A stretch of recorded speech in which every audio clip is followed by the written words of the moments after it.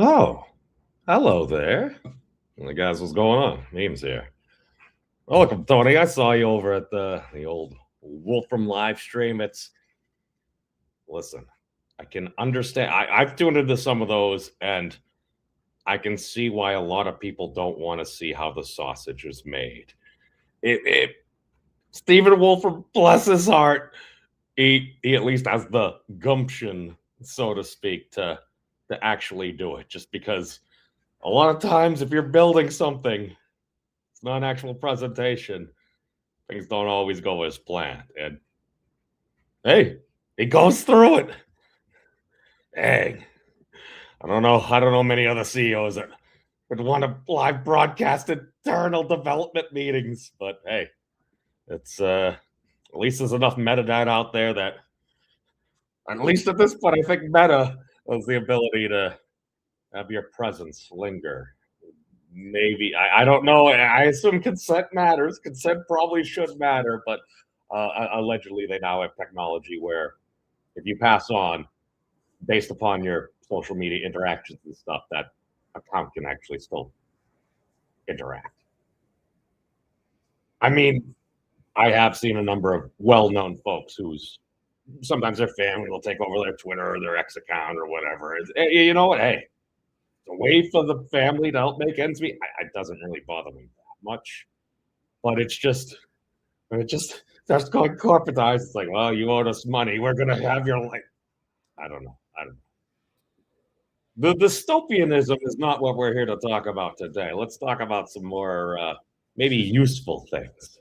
I yes, I will need a larger whiteboard. That's I'm not at the monastery. I'm just at my East Coast place. The monastery has it's full board. Actually, takes up probably the entire wall and window and stuff over there. So that's an astute finding. All right, where are we?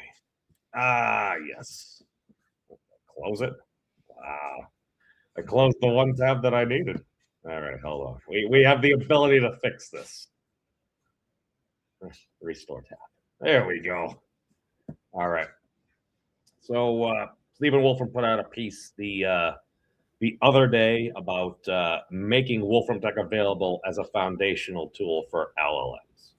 Okay, so basically that is the topic, and I'll be straight up. Full disclosure, I am kind of sort of involved in a project that is in the works, so to speak, that hasn't really been publicly announced for the Wolfram Institute. So again, full disclosure on that. Um, but one might even make the case, and again, I'm trying to be objective here. It's like, is it needed? I'm very biased towards the greater team Wolfram and stuff. I went to the summer school and every heck, I got a Wolfram summer school T-shirt. But it's one of those questions because David Kipping had brought this up. It's like with some of the more recent, like example, most of my experience was like ChatGPT. It's like from 6 months ago when you have to do a computation, and it's like I've done those computations before, and I look and I'm like, I know that's wrong. It's like you're wrong. It's like, oh, sorry, my mistake. And sometimes I still kind of get it wrong and stuff. And then I believe it's publicly available now, but around the time of the Wolfram Summer School, um, apparently a lot of let's say large companies uh, apparently approached Wolfram and just wanted an enormous amount of training data. To somebody like Stephen Wolfram, that seems kind of silly. Why? Because he's got the computational tools. We can just actually do the computation. You don't have to do the next word predictive token or something. Um, Long story short is 6 months later, it seems to be working well. And again, I know I did a whole 30-second interlude, but Professor David Kipping, uh, he's the astronomer that had attended a meeting at the Institute for Advanced Study. He was just there to give a lecture, and he happened upon a meeting they were having about AI and its role within research. And his video that he put out probably about 2 weeks ago now, it basically said that pretty much there was not one person in that room that was like, "Oh, it's just a bubble. Oh, there's nothing there." Basically, the general consensus, again, according to Professor Kipping, was that everyone's like, yes, these tools are powerful, they're useful, we use them. And again, to varying degrees. And it seems to be happening really, really fast. Example, just I live in the Commonwealth of Massachusetts. Governor Maura Healey recently announced that he was going to be securing access to basically 40,000 agential ChatGPT accounts to help executive branch employees with their workflow. And that's raised concerns, and absolutely it raised concerns. But at the same time, you're like, all right, if you're a government employee and you want to do your job useful, and a lot of times you need to find particular material to reference, or we're going to pretend like people don't use search engines and stuff like, or maybe go to Wikipedia real quick, just first level approximation. Hopefully the links still work to the original source material and everything.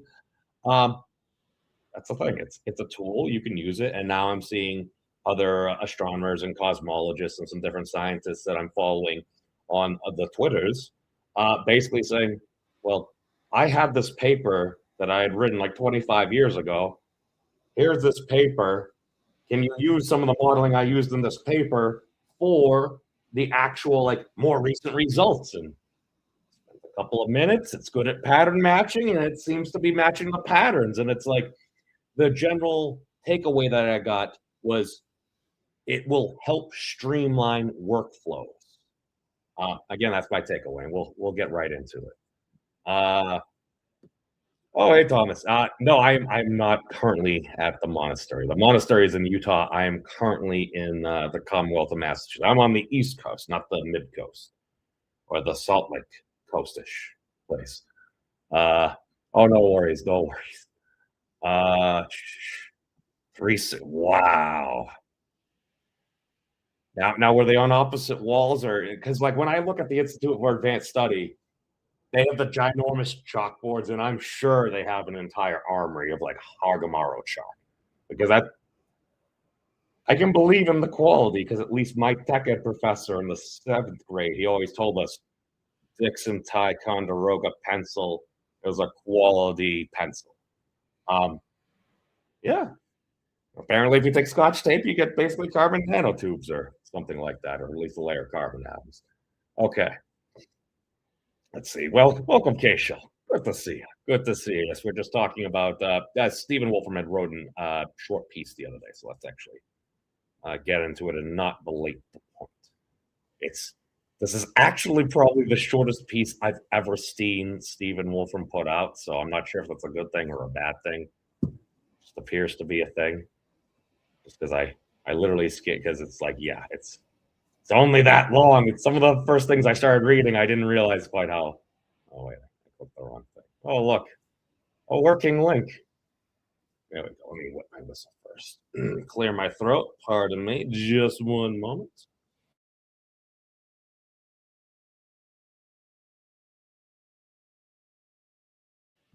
All right. Oh, okay. So two on one wall and one on the other wall. Okay. See the giant ones at the IHS, the giant blackboards where you can start rolling down and doing this. It's my fear is you'll be up there, and right as you're moving, it just gets stuck, and then you have to rewrite something out. I mean, that's the story of my life. It also kind of seems the story of Echelon's life, because every time he gets his library to a certain point, if we learn something new about like the standard model in physics about what's actually going on, it seems to get faster, but that often involves rewriting the whole resource library. But that's okay. All right. That seems like a noble sacrifice, depending on the cause. But more information will be required. And hey, if it works for you, it works for you. All right. So again, this is something that Professor Wolfram put out this yesterday. Yesterday, yes, that's the day. All right, making Wolfram Tech available as a foundation tool for LLM systems, February 23rd, 2026. Foundation models need a foundation tool. LLMs don't and can't do everything. What they do is very impressive and useful. It's and broad, and in many ways, it's human-like, but it's not precise. And in the end, it's not about deep computation. That's very interesting. In the end, it's not about deep computation. So how can we supplement LLM foundation models? We need our foundation tool, a tool that's broad and general and does what LLMs themselves don't, provide deep computation and precise knowledge. And convenient enough, that's exactly what I've been building for the past 40 years. My goal with Wolfram Language has always been to make everything we can about the world computational, to bring together in a coherent and unified way the algorithms, the methods, and the data to do precise computation whenever it's possible. It's been a huge undertaking, but I think it's fair to say it's been a hugely successful one that's fueled countless discoveries and inventions, including his own, across a remarkable range of areas of science, technology, and beyond. But now, it's not just humans who can take advantage of this technology. It's AIs, and in particular, LLMs as well. LLM foundation models are powerful. LLM foundation models with our foundation tool are even more so. With the maturing of LLMs, we're finally now in a position to provide to LLMs access to Wolfram tech in a standard, general way. It is, I believe, an important moment of convergence. My concept over the decades has been to build very broad and general technology, which is now a perfect fit for the breadth of LLM foundation models. LLMs can call specific specialized tools, and that will be useful for plenty of specific specialized purposes. But what Wolfram Language uniquely represents is a general tool with general access to the great power that precise computation and knowledge bring. But there's actually also more. I designed Wolfram Language from the beginning to be a powerful medium, not only for doing computation, but also for representing and thinking about things computation. I always assumed I was doing this for humans, but now it turns out that AIs need the same things, and that Wolfram Language provides the perfect medium for AIs to think and reason computational. There's another point as well.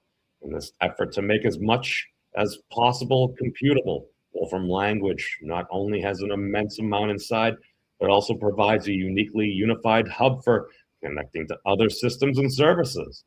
And that's part of why it's now possible to make such an effective connection between LLM foundation models and the foundation tool that is the Wolfram Language.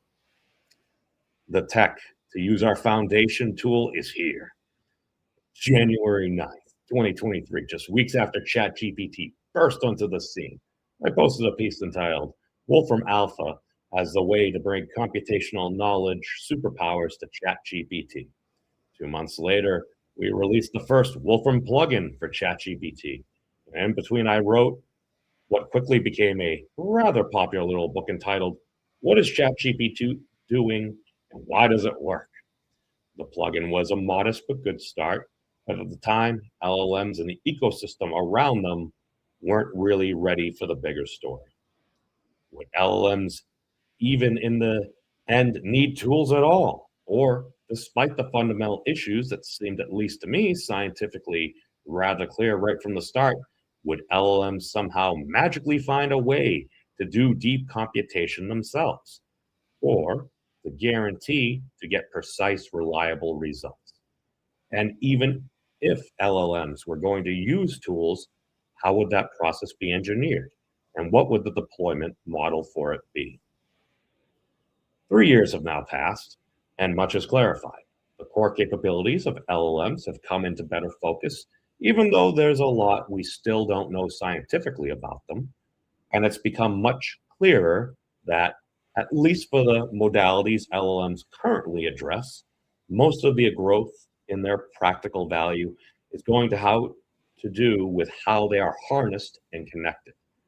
And this understanding highlights more than ever the broad importance of providing LLMs with the foundation tool that our technology represents. And the good news is there are now streamlined ways to do this. using protocols and methods that have emerged around LLMs and using new technology that we've developed. The tighter the integration between foundation models and our foundation tool, the more powerful the combination will be. Ultimately, it'll be a story of aligning the pre-training and core engines of LLMs with our foundation tool, but an approach that's immediately and broadly applicable today, and for which we're releasing several new products, is based on what we call computation augmented generation, or CAG. The idea of CAG is to inject in real-time capabilities from our foundation tool into one stream of content that LLMs generate in traditional retrieval augmented generation, or RAG. One is injecting content that has been retrieved from existing documents. CAG is like an infinite extension of RAG, in which an infinite amount of content can be generated on the fly using computation to feed an LLM. Internally, CAG is a somewhat complex piece of technology that has taken a long time for us to develop, but in its deployment, it's something we've made easy to integrate into existing LLM-related systems and workflows. And today we're launching it so that going forward, any LLM system and LLM foundation model can count on being able to access our foundation tool and being able to supplement the capabilities with the superpower of precise, deep computation and knowledge. The practicalities. Today, we're launching 3 primary based on computation augmented generation, CAG, and all leveraging our rather huge software engineering technology stack. MCP service. Immediately call our foundation tool from within any MCP compatible LLM-based system. Most consumer LLM-based systems now support MCP, making this extremely easy to set up. Our main MCP service is a web API, but there's also a version that can use a local Wolfram engine. Agent One API, a one-stop shop, universal agent combining an LLM foundation model with our foundation tool. It is set up as a drop-in replacement for traditional LLM APIs. CAG component APIs, direct fine-grained access to Wolfram tech for LLM systems supporting optimized custom integration to LLM systems of any scale. All Wolfram tech is available in both hosted and on-premise form. All right. So get some Wolfram Foundation tool capabilities, some partnership groups. All right. So we went from a little bit of an essay to a bit of a sales pitch. And to be fair, at least my knowledge is Stephen Wolfram usually doesn't do that enough. So I know there's been people around him that have been encouraging him to, Stephen, mention the products more. You are a CEO. I mean, as fun as it, maybe that's one reason I kind of like him because, yeah, he'll reference his technology and stuff.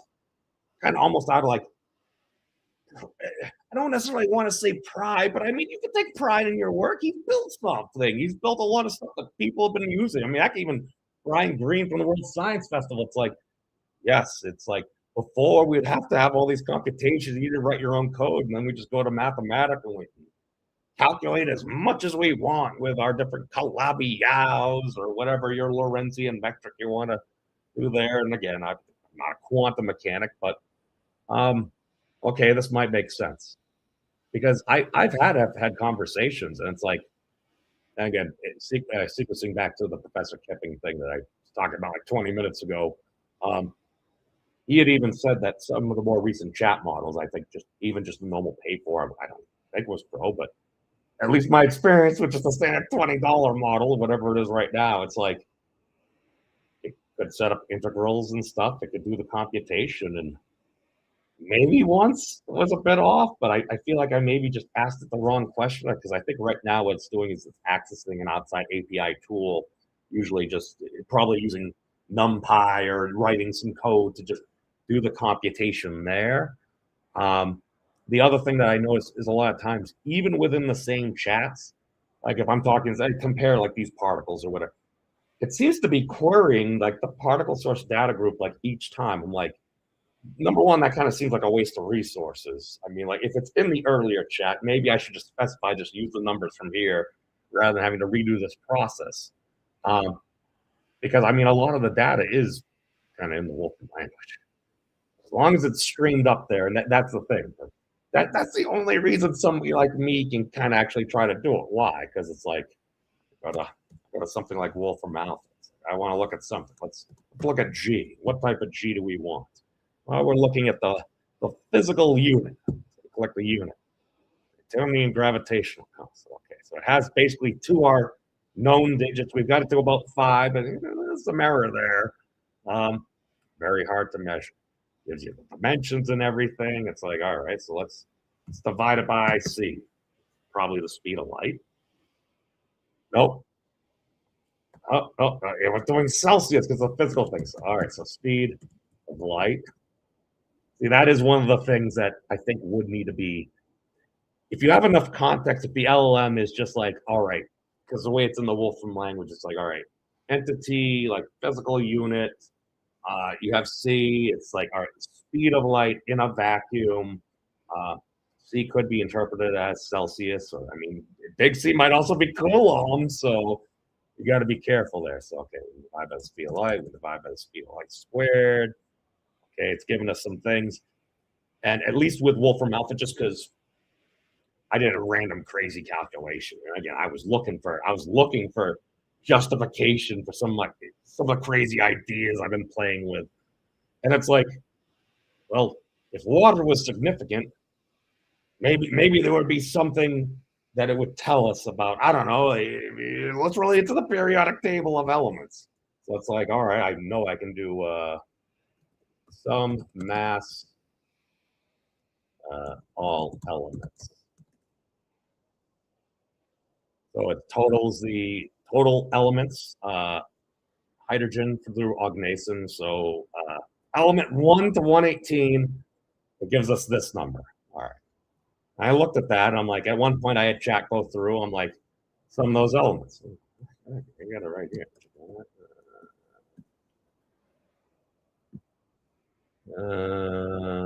Where is it?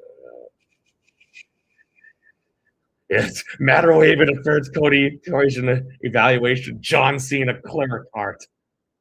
We're kind of all over somewhere. Where was it? Body emission, water.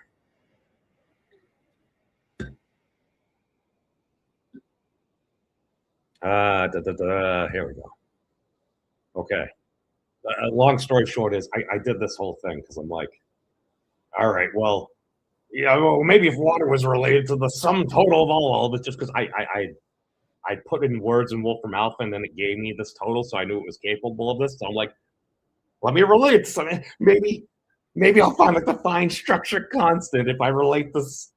And again, there's a lot of arguments. It's only taking one element from each one, generally the primary one, because oganesson, element 118, it's got 294, 295. So it's taking generally the most common isotope that we list on the periodic table, and it has that sum of them. Okay, so I'm like, let me divide it by water. So water mass.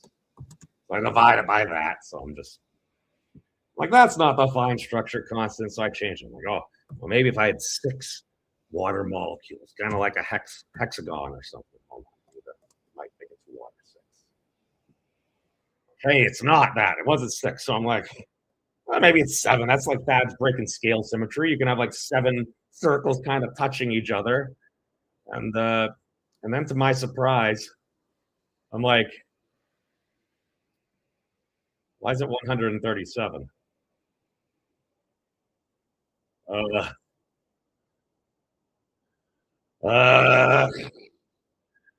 would say it's divided by you, but it's just okay here. Okay, so that's not even the point. This is just a random piece of numerology here. The weird thing is, when I had it do that, when I had it sum up all the periodic table of elements, just because I'm like, well, Wolfram gives a number. Hold on. Wolfram's total. I shouldn't even. I don't even need to insert any of my speculative ideas. All right. It just gives me a number. 17,282. 17,282. So I had it sum of atomic weights for all 118 elements. What did it give me? Gave me an interval. It is an interval because there's uncertainty and stuff. Like, here's the thing. We've made probably less than a dozen atoms of ognesium at element 118. They stuck around for how many fractions of a second? Not that long. So some uncertainty there, and that's honest. But it gave us 17,280 to about 17,282. Okay, round that up to 3 just for sake. So 17,283, 17,280-ish. Given 7,282. So it's at least the Wolfram database, it's basically got the midpoint. So it's basically giving me about plus or minus 1. This seems to be pretty accurate. So, and how long it, and again, it did more than this, but all right. 2 minutes, 25 seconds. Now, as long as I'm not lagging, I just hit enter. And it can retrieve it. So it's just doing a total of elements. So total elements, atomic mass. And this is one of like the heroic feats that folks at Wolfram Research managed to pull off. Like Wolfram Alpha apparently, at least according to Professor Wolfram, was such a crazy idea. He had to keep it literally like as a secret from some of his management because he was afraid they were going to talk him out of it. And he even had like really smart friends, like really ridiculously smart scientists, like magnitudes greater than I could ever hope to be. And it's like, you should sit down and try this. And like, no, it doesn't work. Things like that never work. And somebody sat down, they started using it early on, like, oh my God, this actually seems to work because now you have an engine with knowledge. It's not a search engine. It's not a search engine. You don't, initially I kind of thought that just because you see a bar, you search some things. It's a computational knowledge engine. So basically you can use it as a calculator to relate different things. So it's like population, Boston, divided by pop. You need to have the dimensions, whatever you're relating, correct. Population, yeah. So it's going to divide, it should be a fraction. Okay, so about half the people live in the greater Boston region than do in Dallas, Texas. I mean, Texas is freaking huge. And again, it's giving us a history, and these are based upon show details. So it's basically, it's using the 2020 census. So it's at least, it's using the sources that we say we're supposed to use. And there was a weird thing, apparently, the number of turkeys within Turkey for 1 year is missing. Turkeys in Turkey. That's not part. Okay. In the country. Okay. The long story short is somebody had just asked this question. Apparently, there was no data for it at a point, and they called up like literally the Turkish National Office of like Agriculture, and it's like, where are all the turkeys? It's like apparently something. I think it was a fire or something. They lost all the records, so it's like. For 1 year, they have like either no data or it's like 0 turkeys were in Turkey this year, even though there were turkeys in Turkey. I mean, that's it. Okay, there are many bigger problems in the world. I understand, but it's like if one was going, people went through and actually had to like calibrate, and when things change, people need to update. And I have noticed some things being updated as you get different information from things like NIST and everything. And again, like if you have different tools and we can start to integrate them together so that it works better, ultimately I feel like isn't this the quote unquote optimal scenario that we wanted if done correctly, rather than just like humans having to do all this work, rather than just saying, well, the computer can just do all this work. It's like, all right, neither of those things by themselves necessarily seem optimal. Isn't it the dream that you have human and AI agent working together. At least I remember like 4 years ago during the Wolfram Physics project. I think it was Max Pistonoff, Jonathan Garrod, Carlos and maybe Xerxes were there. I apologize on specifically, but Stephen was there, and there was a discussion at one point about automated theorem provers. I think that was one of the big things Jonathan Garrod had been wanting to work on. And basically, they said, okay, you can have a human mathematician. The human mathematician can put out this much information or do this much work. You have the automated theorem, but basically, it was just, well, when you have the human and the theorem prover working together, you achieve an optimal scenario. It's like this. I mean, should that really surprise anybody? I don't know. It's maybe I'm just too much of my idealist. I grew up with humans working and riding with dinosaurs or power dino riders. I'm not gonna lie, I'm probably gonna watch that when somebody makes an AI movie or something about it. It just okay. So this is actually the first time I've gone through one of Stephen's articles, and it literally took less than an hour. I mean, that was literally only 15 minutes. I mean, allegedly, I can save 15% or more in car insurance in that much time. So, pardon.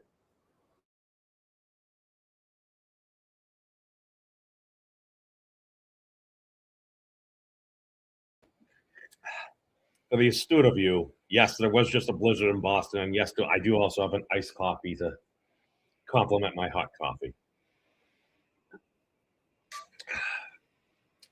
America runs on Duncan. I'm not a paid spokesperson. I mean, I do like coffee. Personal shortcomings. Let's see what does everybody think about this? Because it's like I ramble on all the time. I don't know what's going on. I feel lots more. Okay, so Nerdy is commenting. Welcome, Nerdy. Grok 420 is nice with its 4 agents. That's interesting. Okay, so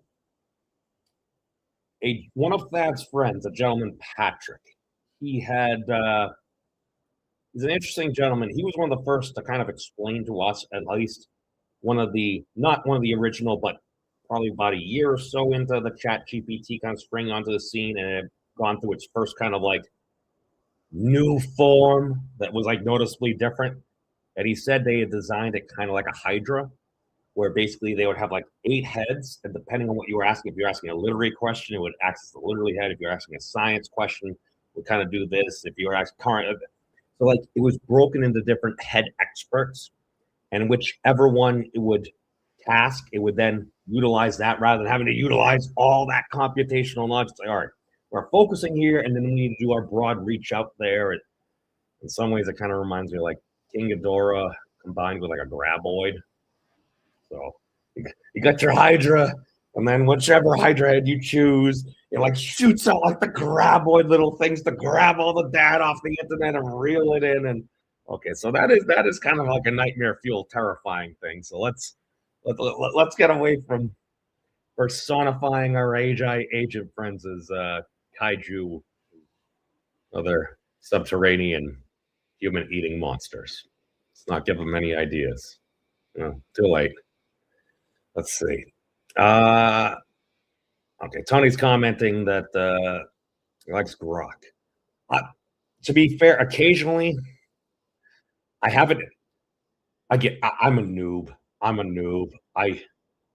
Oh, look, it's the iPhone. It's the general phone and stuff. And I know there are other things out there. Like I remember I had like a Motorola Atrix. That's a computer. That's a phone, or a phone. That's a computer. It had more capability. It also had one of the early fingerprint ID things. I'm not gonna lie, I never used it. I didn't trust it. The iPhone something gets mucked up with that. You go to the Apple store and you can complain, and they'll at least try to take care of you and stuff. It's like I go into like a random like Verizon or AT&T or T-Mobile store. It's like I got locked on my phone. It's like, we have no idea how to use this. We just sell it. It's so I don't know. I'm a simple type of guy. But at times when ChatGPT was often, I feel like Grok earlier on got a lot of math down to more precision, or at least that was my experience. I haven't had to really go to it more recently. And again, you use whatever your preferential thing is there. Uh, and I do. Oh god, this is terrible. I managed to get a function to start working.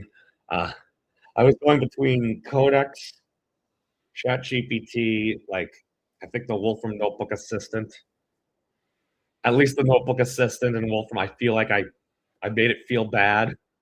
I'm just like, should I go to the other thing? At one point, I think I asked ChatGPT, I'm like, should I just go to Claude with this? Within, I think, one or two additional prompts, the function started to work. Now, it said I had given it the information. To be fair, I did post in the screenshots of what errors and stuff it was giving me. So, I mean, I'm just going to say logically, I just finished giving it enough information to complete the process. And had I given the others more specific instructions, basically, I'm going to assume I was just a bad human. I was a bad human. I wasn't interacting correctly. But no, I mean, Grok has had a lot of the quick physics things. It will go through and do the calculations. I'm pretty sure it's. I mean, maybe it's just guessing because it's seen it enough times. I mean, I don't know that. I tend to think a lot of the times it will have the query, and I think as Nerdy was saying, if it has like multiple agents, it's like, all right, I'm looking up agent, some type of computation agent, maybe an interpretation agent, or I don't know, is this category theory? Is this where like the category theorists just come in and like save the day? It's like silly non-cat humans. It's like, oh no, or rodent humans. We don't want to leave Nerdy out of this. We also don't ask that question about how much green is there in Greenland. Iceland is green. Greenland is ice. Not all, but a lot. Also has some volcanoes. Or is that Iceland? It's the Iceland volcano. I'm sure there's also volcanic activity in Greenland. I don't know that. I'm not a geologist. Um, where are we? Oh no! If you want to soar like an eagle, you can't be hanging around with it. Okay, that's a fair point. Um, to be fair, one of the most terrifying things I ever saw was a turkey fly. I didn't know it could fly. Something about watching a 30-pound bird all of a sudden just fly. And again, it was part of a gaggle. There were like 12 or 15 turkeys. Like there was more massive turkeys there than me. And you're just kind of there. It's outside the building, and all of a sudden one of them just flies up. And it's like that branch is like 6 feet high. I'm like, I'm looking up at this thing. I see its dang talon. I'm like, all right, that's a freaking raptor there. I'm like, that thing comes at me. It's literally like a velociraptor claw. I'm like, okay, I can see where the dinosaurs went. They just changed their form and tried to look all jolly and tasty and everything out there. No offense, Nerdy. Ice in Iceland, I know, sacrilege. Nerdy is Nerdy is making the bold claim: one green in Greenland. Um, I, I feel like maybe if you did stable diffusion, maybe that could be a case, or at least on a globe that I used to see at one point. If you spread it out and you try to do that other map, at Greenland looks objects may look larger than they actually appear. I feel like that's the standard Cartesian folding in of a sphere right there, but it's a rafter of turkeys. God, yes. Oh no. Oh God. We got that Thomas universal hack. Absolutely. Oh boy. Well, where else are we now? All right. So the claim. Okay, my one. Okay, I've got some critique here. Making Wolfram Tech as a foundation tool. Shouldn't that be as a foundational tool? Or is it actually called foundation tool? Is there a particular reason? Just I noticed that was there the whole time, and I'm like, was pretty good at like his writing and stuff like that. Occasionally, there's some minor edits, and I know he's got people for that, but I'm like, did, did somebody point this out to him? Foundation models need a foundation tool, or foundational models need a foundational tool. I mean, that's again, maybe it's because I'm not British. Because I know they have math. We have math. Why? Because we got the S out. Because oh. So one of the quick little things that I learned at the Wolfram Summer School, I think it was from one of the mentors, Phineas.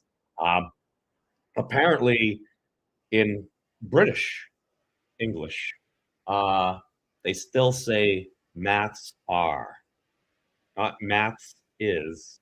Like we'll say like, wait, no, they still say maths is, not math. Okay, because we say math is, they still say maths is.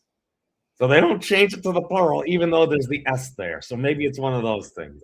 Again, this is just a petty critique, just like some grammar there. But I don't know. My co-host does live with an editor, so it's Fiz's roommate Piper.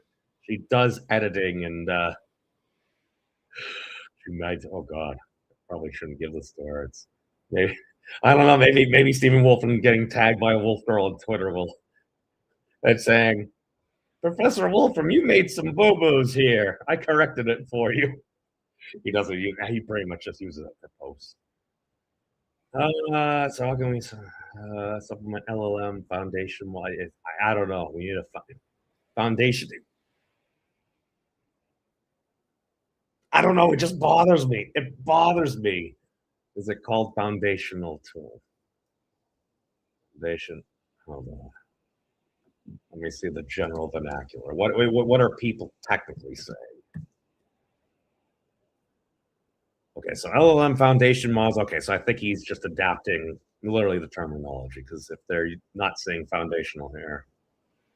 Okay, so it's got its own Wikipedia. So like, okay, maybe that's appropriate term. Okay, it's got a corporate abbreviation. Okay, so that's it. Just sounds weird to me. I don't know. It's probably just my issue as a meat bag. Uh, I mean, I'm not gonna argue with that nerdy. Maths is the correct term. I go back and forth on it. I try to pretend I'm fancy sometimes, and then I just, I just revert to American. It's, again, it's I can't. Can I say it's English? English-ish? Uh, arithmetic. Well, Kronos is not a fan of the math. It's well, it's okay. So this how it all started? Wait a second, Kronos. Is isn't time like the one thing like you're supposed to keep track of? Is that why you had it out with Zeus? Because he's like, listen, old man, you need to keep track of what's going on. You're like, get off my lawn, Zeus. We're having a war on this now. I have no idea why I transformed into Foghorn Leghorn there, but we need more M. Oh, no, M. I don't know why is it generally that some some of these models just revert to the British. Okay, I'm going to assume maybe that's a human thing. Just okay. I'm a New Englander. As a New Englander cross American or American cross New Englander, when someone has a very posh British accent, I don't know. I automatically just trust them like 10 points more, or at least I grant them 10 more points of what I believe to be intelligent. Whatever that is, it sounds like proper. It sounds like I don't know. I don't know. It's all you Brits have like in order to control our. I don't know. Is this like? Is it, I don't know. Are we having like post-colonial mortem or something like that? Is it like it's like oh back back where we got away from? We moved out of the house, and even though you were taking care of a bunch of stuff, you were taking our caffeine money, and we wouldn't have it. We had uprising, and now we're dealing with all our own problems again and again. That's why I said that's why I got into science because human beings are far too complicated. It's like you look at all the incentives here and there, and I'm not gonna lie, my two current guilty pleasures are watching Rick and Morty cross Dragon Ball and LARPing as an animal on animal Twitter and just watching all the animals and dinosaurs fight each other. It's so honest. It's so honest. They can be petty just like humans, but it's just seeing a megalodon, a plesiosaur go at it. It's like all of a sudden it's like the poor sparrow, somebody robbed my nest, and the fox is just like, "Yep, cooking eggs right."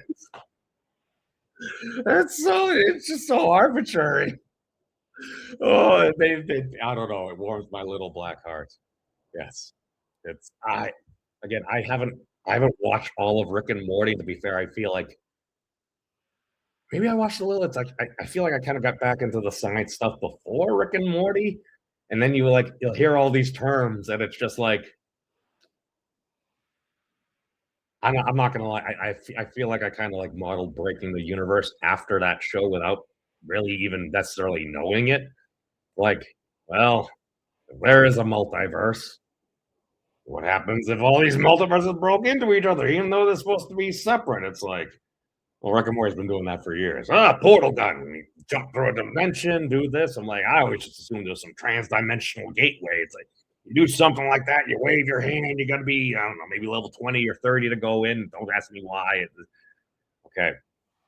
These are the things that went through my head as like, I don't know, a 10, 12-year-old kid, where it's like, well, if something exists, like if there's a video game, if there's a movie, it's like, well, obviously there's a universe where that really exists. And little did I know, go if you're gonna take like an Everett interpretation seriously, it raises the question. Well, if it can be thought, and if every single possible combination of stuff and things is going to happen and will happen and or has happened, does that mean all of my favorite video games and all the dreams and stuff I have about being a protagonist in them are true? I mean, that was my justification to like live out my dreams and give myself hope that there's some reality where that actually happens. And then it's like everything happens everywhere all at once. And it's like, wait, that's a thing. I just told myself that as a youngin to make myself feel better when I failed. Hey, if it could be science, why not? And then I just like satirical. It's before I was gonna have Piper, and then it's like, well, the Fizz is probably a better fit. Why? It's 'cause I look like a freaking I look like a car. I remove myself instead of the actual thing. I look like a cartoon character. Here, let me here. Yellow shirt, bandana, sunglasses. Of course, I look like a cartoon. Get myself a yellow level up shirt. They're in the wash. I think they're done.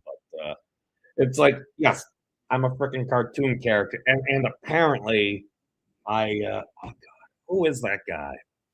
It's well known. It was a big Twitch streamer. He may have gotten banned from there. It's Doctor Disrespect. Allegedly, my brother or somebody is like, yeah, so I watched your stream and I saw you going on, and like you look a lot like Doctor Disrespect, and I'm like, who the heck is that guy?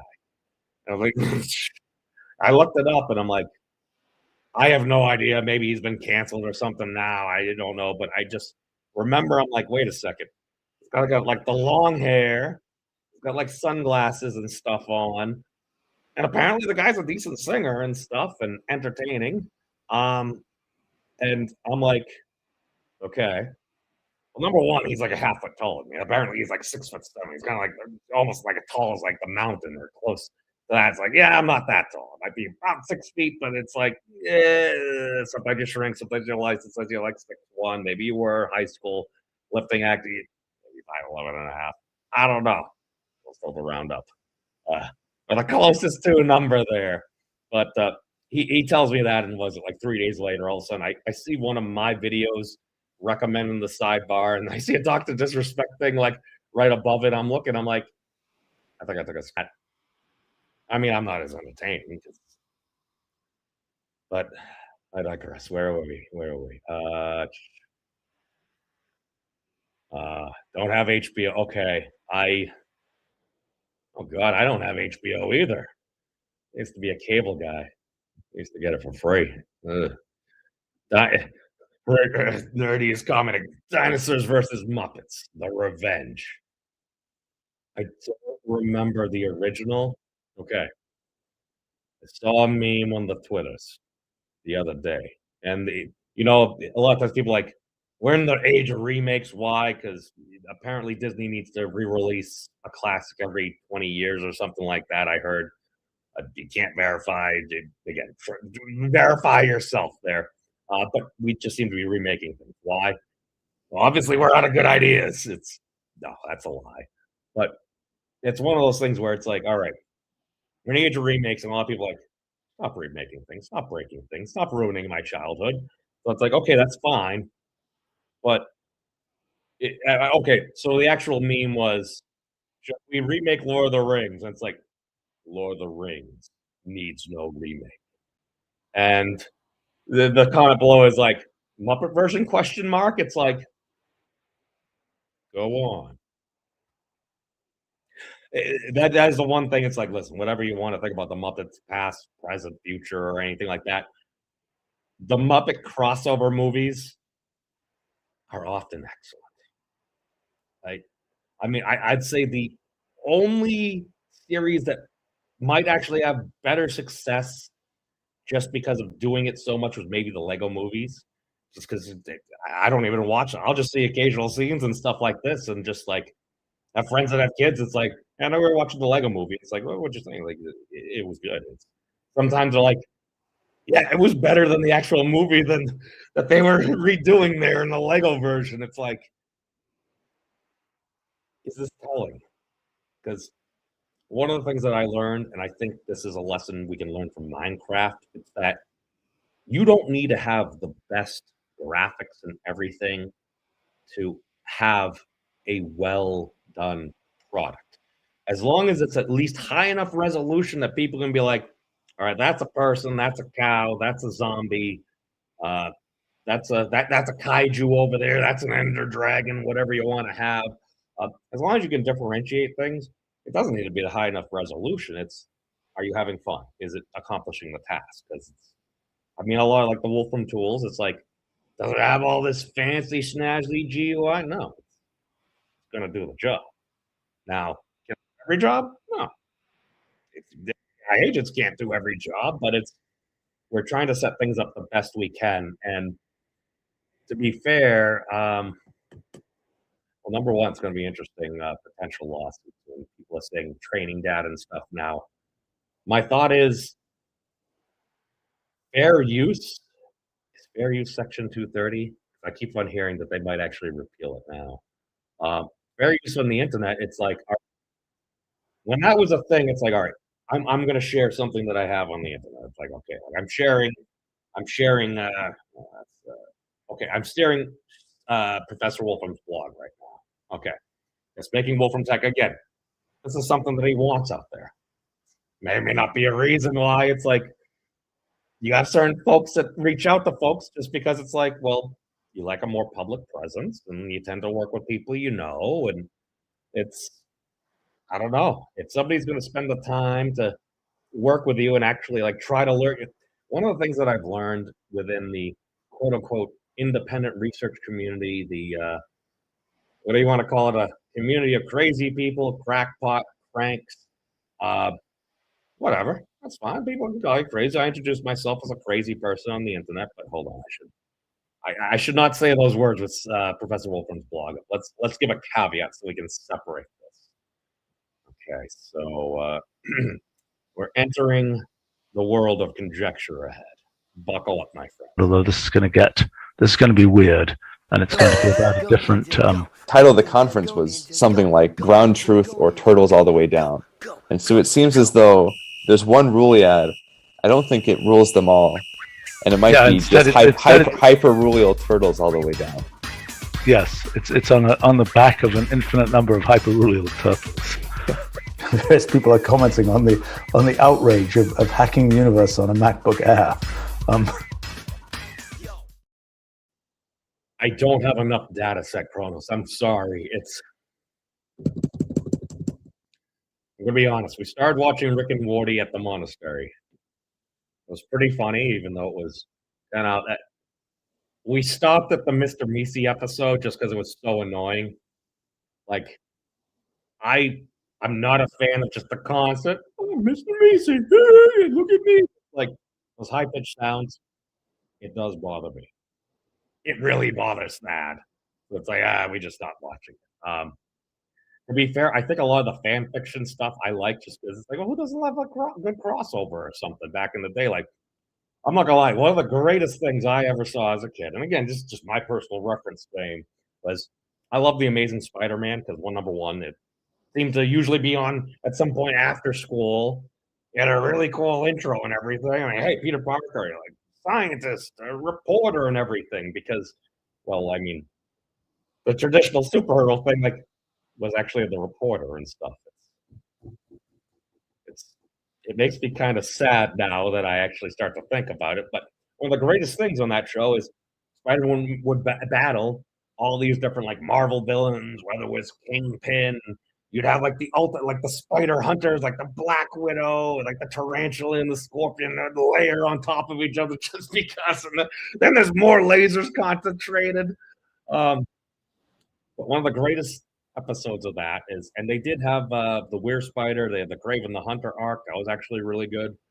Um, it was when they had a crossover with the X Men, where at one point Spider-Man ends up in like the danger room, like the X-Men Academy and everything, and he's like, they're like, "Who is this guy?" He's going around, and they're like, eventually they're on the open, and they kind of catch each other up there, and Wolverine's being, and he's like, "What do you want, bub?"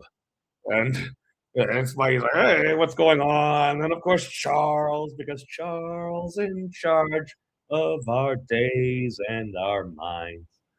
Goes there, it's like, no, no, no, we're all on the same team. They team up, and you're like, that's a fantastic. Because I also like watching the Incredible X-Men, or whatever the '90s version was. And apparently, more recently, we came up with the '97 version because the old one ended in like 1996.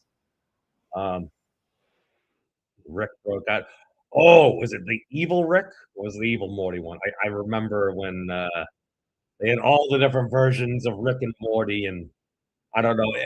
They have all the general shout outs to the different things because the primary universe that they're using, that Rick Sanchez is Rick like 137 because, well, because totally nothing related to water. But 137 is the inverse spine structure constant, or approximately something along there. Don't mind my arbitrary 7 molecules of water and looking at how it may fit the potential integrals within the fine structure constant. At least the midpoint is there. So below above, it should be 137.035999. And then we argue about like the 10th significant digit. So I just found it interesting that my original crazy, like, oh, maybe you'll find the fine structure constant in water in relation to the elements or something. It's like that's a totally crazy idea. Crazy idea. But 7 water mass. Dun, dun, dun, dun.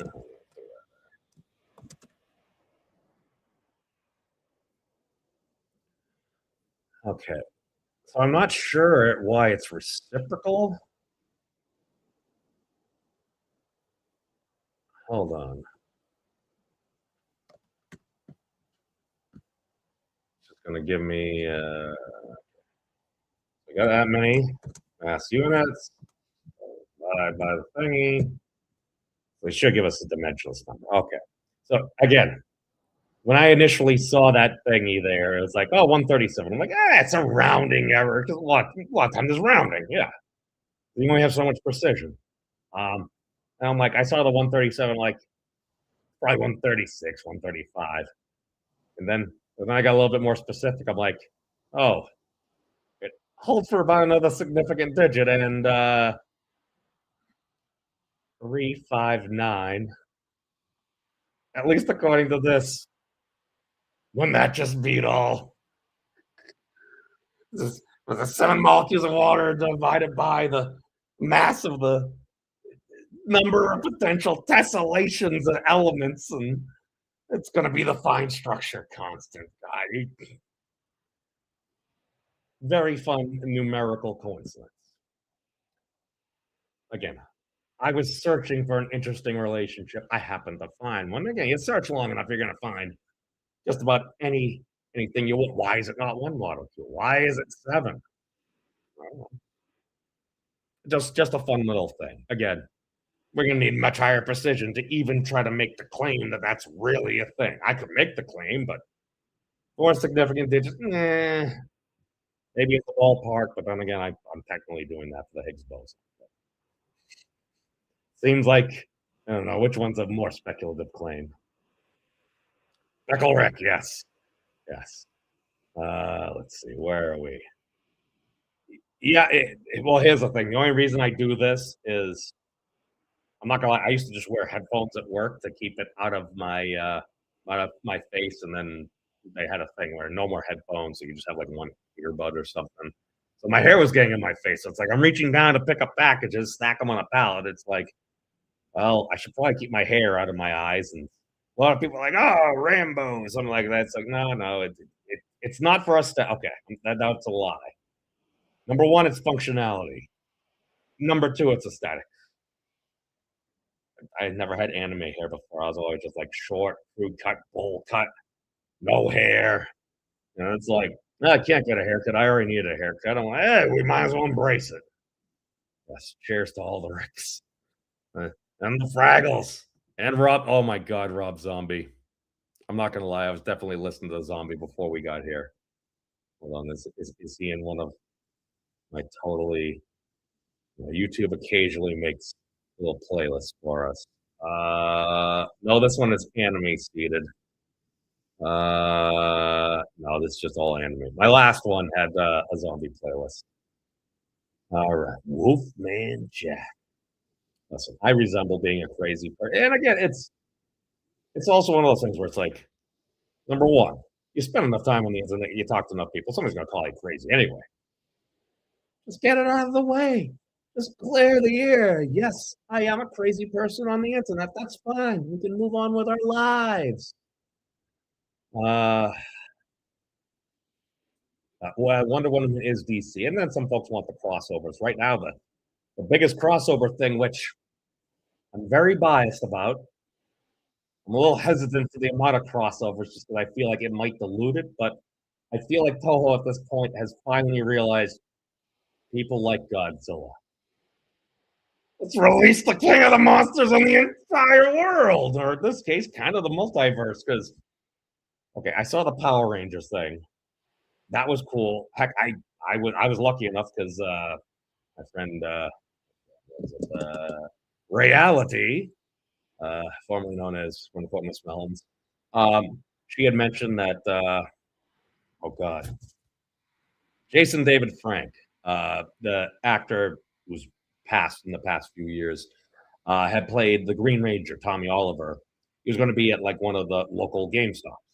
So I stopped by and, oh, look, Dragonzord versus Godzilla. I'm like, hey, I got to sign in and everything. And I mean, that was really cool. I thought that was a cool thing. I still got to go back and actually like read the comic book or go through it at some point.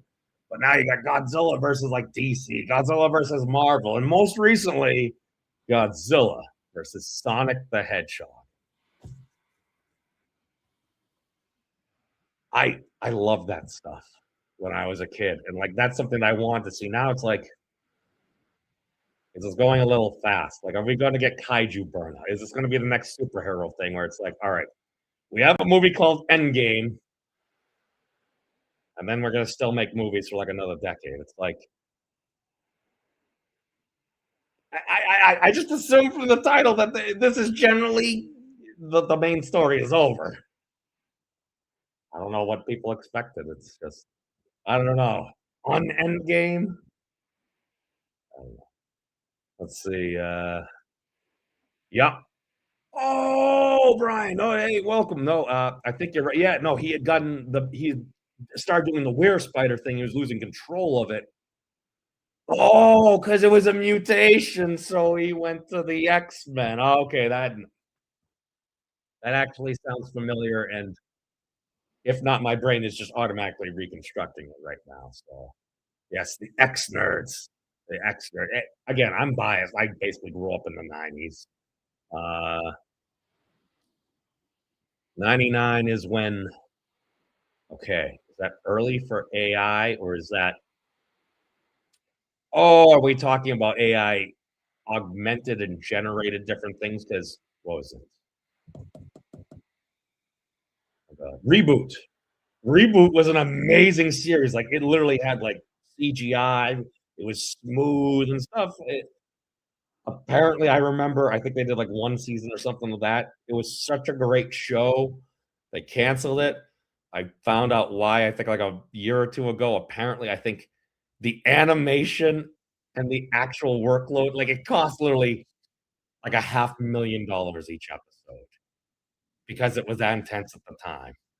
Um, I, I mean, it was well done. It had a great story, but yeah, it just kind of burnt out. It cost so much money. Now, God, probably make an episode like $300, maybe 500, or I don't know, maybe $1,000 now with like Seed Dance, and maybe assuming you have the appropriate right. This is why I'm like fans of the future. Let fans work on different things, their own passion projects, and like let the community give you ideas. And if the idea is good, like I don't know, like they'll promote it, make it like part of the official canon within a universe or something. Like that's that's what I think is generally going to work because it's like, oh no, somebody's doing a likeness or something like a Pal World and stuff. It's like, I mean, that literally kind of seemed like a thing where it's like, well, what happens if you had a whole bunch of Pokemon fans just make a game that they want? Now, should you have necessarily ripped off the models as much as yet they should have? Probably not. Yes, insane in the membrane.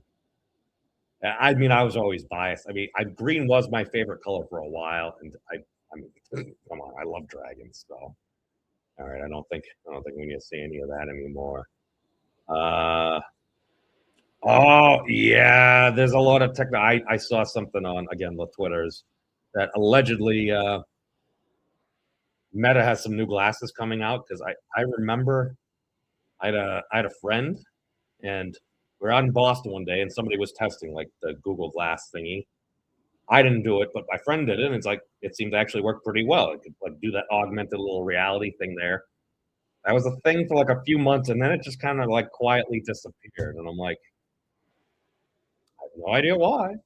But apparently, Meta's coming out with a thing, and I've heard that it's going to be, or at least very bad for girls and women.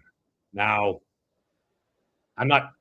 I understand what they're saying there, the general sentiment. Yeah, um, I would say that it's not necessarily exclusive. I would say that might be one of those quote unquote hashtag all folks. Um, but yeah, I can see how yeah, gals are most effective just because listen, I'm a dude. I spend time on the internet. Listen, whatever you want to think, it is what it is. But that's my yes reboot. Oh God, I haven't watched the new Voltron. I never got into the car Voltron. I understand the original series was literally almost the same thing almost every single time. We get our butts kicked. We get some lions. All right, they get their butts kicked. We form Voltron. A little back and forth, back and forth. Form Blazing Sword. Voltron wins. Basically a cookie cutter style, aside from maybe the very first and like the very last episodes. Uh, I loved it. It was corny. It's like giant robots, cool music.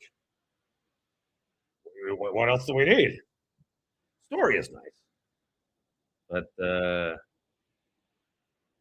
well, Brian, I think we're entering the age where adults have to deal with Santa Claus. He knows if you've been sleeping. He knows when you're awake. He knows if you've been good or bad, so be good for goodness sake. Oh, I don't know. That's my perspective. It's like, really? Well, what are people hiding? Again, people like, I don't know. I at least grew up as like the whole supposed to have constitution. You're supposed to have privacy in your own home. Now, on the internet,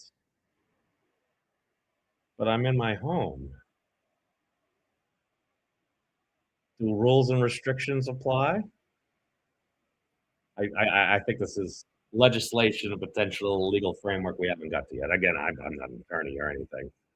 Uh, consult your own personal attorney for any of those things. Yeah, so I mean that's all I got. I've been rambling on for over an hour now. So hey, that's about all we got. So again, the link to Stephen Wolfram's blog post is in the doobly-doo below about these new AI agents. And again, this was basically his take as well as a product pitch, which is fair. I mean, he's the CEO of a company because he's saying now there's different things. I remember when ChatGPT had first come out, like there was a Wolfram Alpha plugin. I used it. And to be fair, that's actually what I use. That's also why I probably didn't really need to use Grok or some of the other things because it was actually sending things to Wolfram Alpha. Occasionally, it wasn't. And again, it wasn't a perfect tool. I feel like when it first came out, it was really good. It was really good for its integration. I'm not sure if it had been updated as much. It kind of almost sounds like they came out with that initial thing, and much of the Wolfram focus has been on this because, again, to create these tools sound like they're actually multi-year projects. So if it was 2023 when that really started to come around, now it's early 2026. It's like, all right, so it's been about 3 years to develop these models, and I think a lot of this was a pitch to some of these other companies. Now, are they going to utilize this Wolfram integration? Is it necessary? No, if it can already set up, like Professor David Kipping said, all of these integrals and stuff in ways that Mathematica itself does not necessarily do. And again, I might push back on that because depending on the version, at least Wolfram Alpha will walk you through step by step a lot of things. If you have the Pro or whatever, you pay $20 a month. So I know, imagine that. It's we went from cable to library cards to as long as you got your license for this and that. But then again, it's hey, I pay for like more versions that I necessarily need. But then again, occasionally it's like, this one isn't working here, so let me just do this in a browser or something. So, yeah, I mean, we'll see how it works. It would be interesting because I mean, if you can query one place in an effective way, and again, gonna have to see how well these work. But okay, now it's just gonna go okay. Now that this is things for it. This sounds like things for system administrators and stuff that are far smarter than myself to get into. Maybe I should ask chat to explain to me in screenshot. That's for another time. So, well, that's all we got for right now. Thank you all for watching. Peace out, everybody. Take care of yourselves. It's a wacky and wild world out there, but it's hoping for a better tomorrow. Peace out, everybody.